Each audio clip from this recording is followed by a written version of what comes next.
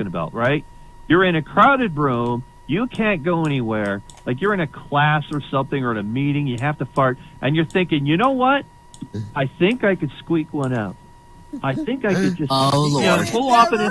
Yeah, you think you're going to pull off an SPD. Like you're thinking it's going to be silent, but your butt is thinking it's going to audition for the brand new THX logo that they have at the start of the movie. Like...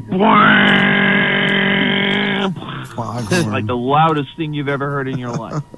Bam. By the way, WyNott? Did you want to do some jokes tonight, or did you want to save it for next week? Well, it's kind of late, but I mean, I could do a couple of things if you want me to. We don't have sure, get up here and tell a couple of jokes. So, yeah. All right, buddy. And I have to stand. I don't even have to stand up. Nobody else did. We don't have any I'll just stand where I'm at. So, yeah. No, we don't. All right. Randy, how can you tell if a man's well hung? We'll have music next week.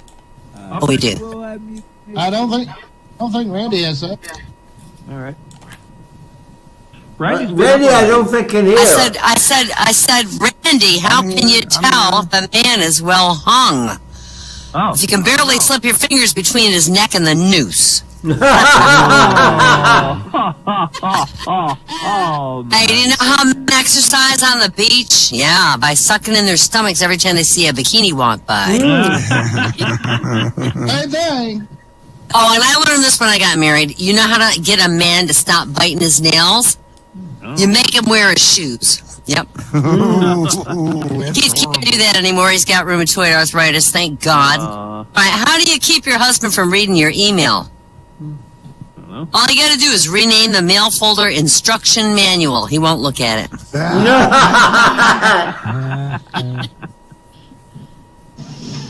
What makes a man think about candlelight dinners? I don't know. What? All you can One eat thing. shrimp. Nope, a power failure. That's the only thing. What do men and mascara have in common? Don't know. They both run at the first sight of any emotions. There you go. Truth. Yeah. You know a man's definition of a romantic evening, don't you? Everybody knows. SEX, buddy. Yee. Triple X. Yeah. Okay. Yeah, triple X. All right. Here are some 5 quotes for married men. I married Miss Wright. I just didn't know her first name was Always.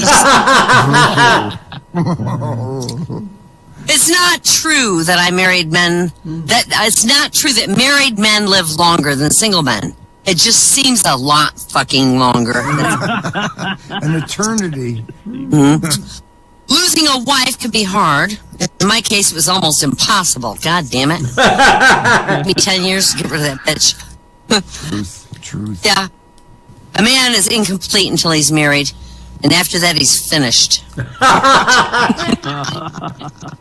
Oh, that's great. And I haven't spoken to my wife for 18 months. I don't like to interrupt her. Yeah. That's an old Rodney Dangerfield joke. I love that. Hey, I tell you, you know. Well, there was a new study, though. It was released about mapping women's thoughts about marriage, and the results were surprising. 85% of women think that their ass has grown too big since getting married. 10% of women think their ass is just as big as it was when they got married. And the other 5% say they don't care. They love him and they would have married him anyway.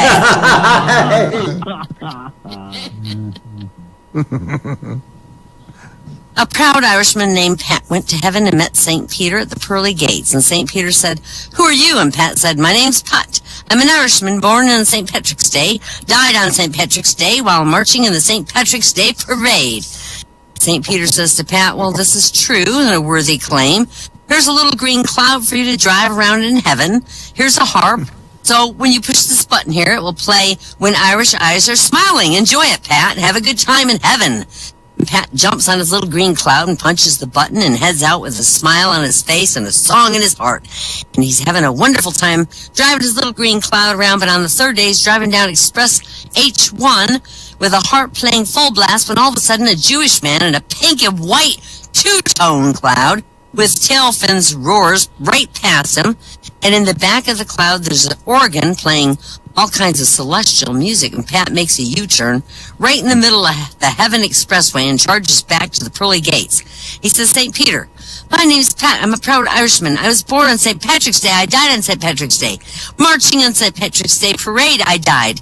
I come up here to heaven and I get this tiny, insignificant little green cloud and this little harp that plays one song and the Irish eyes are smiling is all I get. But there's this Jew over there. He's got a big, beautiful pink and white two-tone cloud and a huge organ that plays all kinds of celestial music. And I, Pat, the Irishman, I want to know why. And St. Peter stands up from his desk. He leans over and he motions Pat to come closer, and then he says, Pat, shh, he's the boss's son. More than I. Oh, that's great.